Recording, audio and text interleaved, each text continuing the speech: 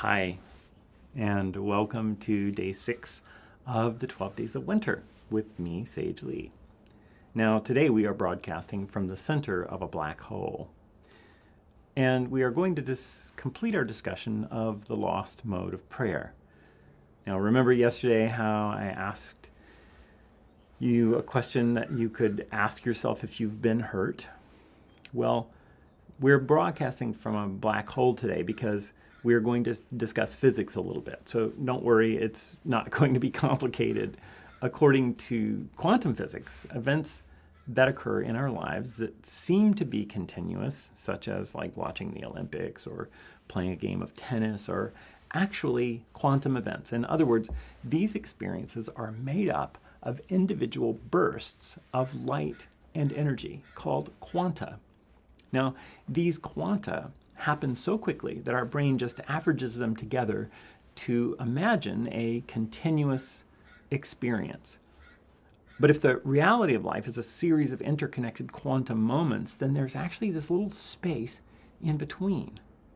Now, there's space in between these moments that we string together. So imagining them to be continuous is the way that we do it. And in the most blunt way possible, I will tell you that your prayers won't work if you hold hurt and anger in your heart.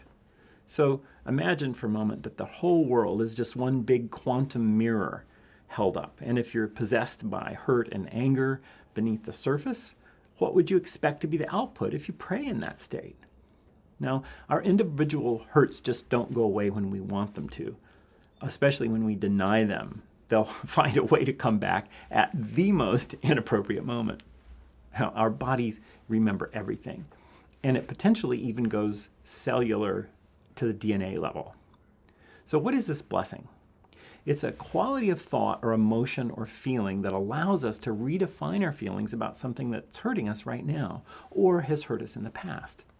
Now, in order to get the blessing, you must be ready to move on. So you can ask yourself, am I ready to move on beyond my automatic reaction, my desire for revenge, my demand that things be different? Now, if you answer yes, then you're ready to go. And if you answer no, then your main task is to find out why you would do this, why you would stop the process of clearing your feeling of pain. And when you're ready to move on, you must bless 3 things. The first is that you have to bless those who suffer. Second, bless what causes the suffering. And finally, we must bless the witness to the suffering. Now, something that they say in the South where I'm from is like, bless his heart, or bless her heart. That's step 1, right? And it might be you who actually needs the blessing because you're the one suffering. Now, the hard part is often busting through that suffering. Remember, even if you don't think you'll be able to sustain blessing the people that caused the suffering, just try it, right? Try it one time. You can always go back to thinking the way that you did before. Tomorrow, I'm going to talk about beauty and relationship to blessing.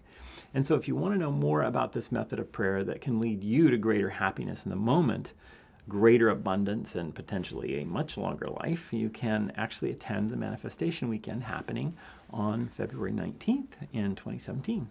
Just go to theschoolforwizards.com, click on the live events button, and find out how you can attend in the Bay Area. See you tomorrow. Bye for now.